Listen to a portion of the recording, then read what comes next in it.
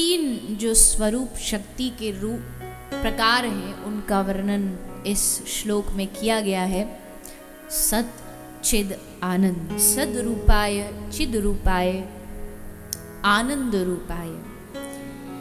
ऐसे भगवान जो सत्य स्वरूप हैं, जो चिद स्वरूप हैं, जो आनंद स्वरूप हैं, उनको इस मंगलाचरण के द्वारा श्रीमद् भागवत प्रणाम कर रही है। देखो, सत्य सब समझते ही हैं। सत्य का अर्थ क्या होता है? सत्य अक्सर हम लोगों से कहते हैं कि अजी हमको झूठ बिल्कुल बर्दाश्त नहीं है, हम सत्य ही बोलते हैं और सत्य ही सुनना चाहते हैं। पर ऐसा होता है क्या? सब सत्य ही बोलते हैं? एक लॉयर जो अभी अभी कोर्ट में एक झूठा केस जीत करके जितवा के आया ना, वो भी आशा करता घर जाऊं और पत्नी से पूछूं तो एकदम 100% हमसे सच बोल के बता दे कि आज कहाँ का गई थी, या खुद झूठ बोल करके केस जितवा के आया हो। पर इसका मतलब क्या है? इसका मतलब ये है कि व्यक्ति के भीतर की जो आत्मा है ना, वो सत्य से प्रेम करती है। भले वो ना करे, लेकिन उसकी आशा तो यही रहती है। क्यों? क्योंकि उसके भीतर का जो अंश है वो अंश किसका है? परमात्मा का है। परमात्मा कौन है? सत्य स्वरूप। इसलिए उसको सत्य से प्रेम है। आशा सबसे यही करता है, सत्य की आशा करता है। दूसरा है चित्त शक्ति भगवान की। चित्त जो अंश है, इससे संवित शक्ति प्रकट होती है, जो स्वयं भगवान ही है, जो चैतन्य रूप है, जो चेतन रूप में है। जैसे सोते हैं हम, तो सोते समय शरीर तो सो जाता है हमारा, लेकिन उस समय भी एक भीतर का हमारा एक सूक्ष्म तत्व काम कर रहा होता है। सपने किसको आते हैं? हम तो सोए हुए हैं, पर हमारा एक सूक्ष्म शरीर है। इस अवस्था को तुरीय अवस्था कहते हैं। वही हमारा चिद स्वरूप है। चैतन्य रूप में भगवान हमारे भीतर हमेशा विराजमान है। तो हमारे भीतर सत्य स्वरूप में भगवान विराजमान है, चिद स्वरूप में विराजमान है, और तीसरा है आनंद स्वरूप। ये तो सब जानते ही होंगे कि चाहे कोई रिक्शा चलाने वाला हो, चाहे कोई अपने चार्टर्ड में बैठ करके उड़ने वाला हो, नीचे से लेके ऊपर तक सबकी आशा एक ही रहती है कि हम आनंद में जिए। कमाएं, किस लिए कमा रहे हैं? कि जीवन में आनंद ही आनंद हो। परिवार बना रहे हैं, किस लिए? कि जीवन में आनंद ही आनंद हो। घूमने जा रहे हैं, किस लिए? कि जीवन में आनंद ही आनंद बरसे। पर प्रश्न ये है कि ये सब काम कर तो रहे हैं आनंद के लिए, पर क्या आनंद जीवन में मिल रहा है? हाँ जी के ना जी?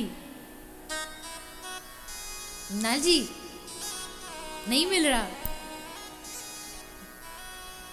सुबह से शाम तक व्यक्ति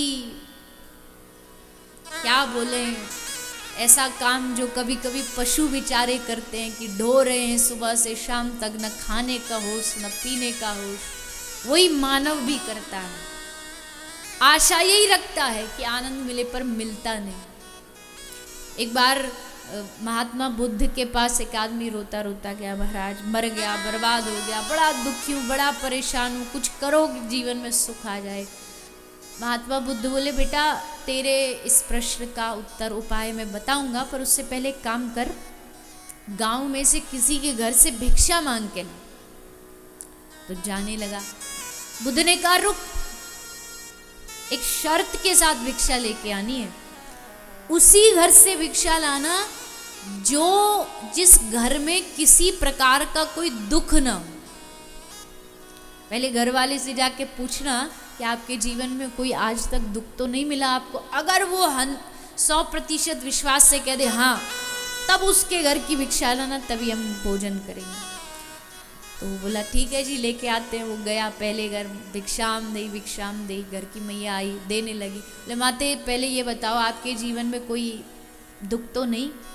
ले नहीं सब अच्छा है, बाल बच्चे हैं, सब बढ़िया है, ये है वो है, लेकिन ये थोड़ा सा बड़ा हमारे जीवन में कष्ट है। अगले के पास गए, तुमको मैया कोई, अरे महाराज पूछो नहीं, हमको तो जीवन में कष्ट ही कष्ट है, जब से जन्म लिया सुख का तो मुंह ही नहीं देखा। अगले के घर में गए तो किसी के पास सब प्रकार के सुख हैं, लेकिन उसके बाद एक शब्द सभी के पास है, ये भी है वो भी है, लेकिन ये होता तो और अच्छा होता। पूरे गांव में वो व्यक्ति घूम के आया, वापस आया, बुद्ध के चरणों में गिर पड़ा। महात्मा बुद्ध बोले भिक्षा, बोले भिक्षा भिक्षा छोड़ो महाराज, मैं अपने जीवन में जिस दुख से दुखी था वो मुझे इन सब के पास जाकर के अभी चींटी बराबर लगने लगा है। अब तो महाराज जैसे वैसे ही बढ़िया हैं, सुखी हैं, इनके पास जाके देखो।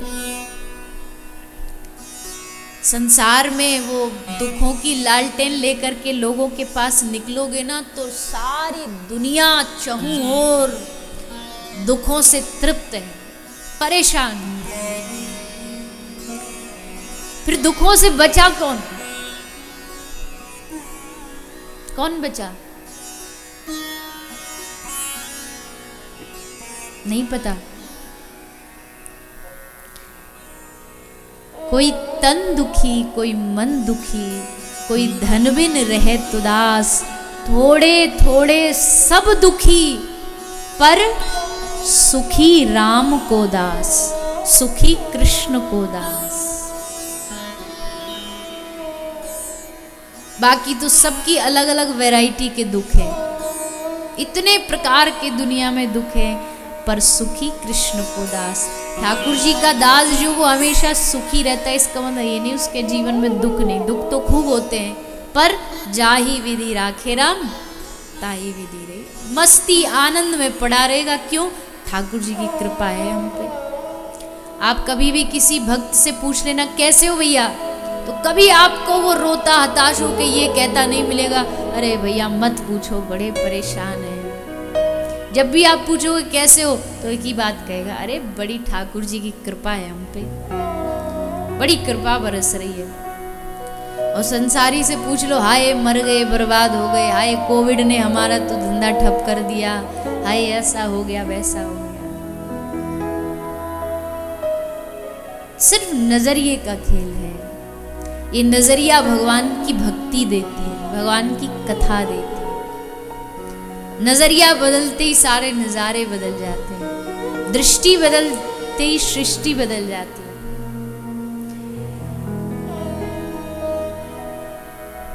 तो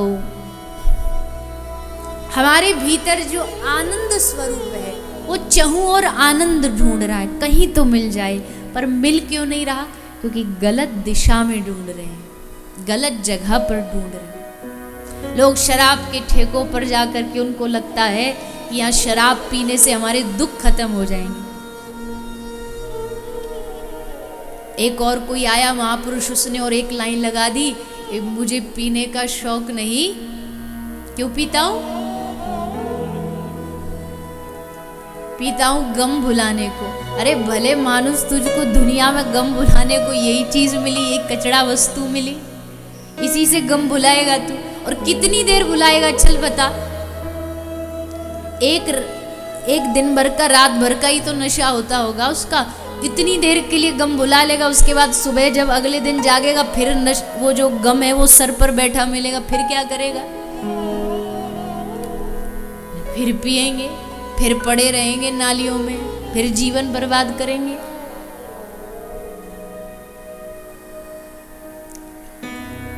गम भुलाने का रास्ता ये सब नहीं है। तुम कृष्ण को याद करो, तुम कृष्ण को याद करो, दूर दूर तक दुख और गम तुमको नजर नहीं आएगा। जहां नजर आएगा अपना ठाकुर ही नजर आएगा, हर स्थान पर वही नजर आएगा। तो गलत जगह मत खोजो, गलत जगह खोजेंगे तो आनंद की प्राप्ति नहीं होगी। आनंद कहाँ मिलेगा?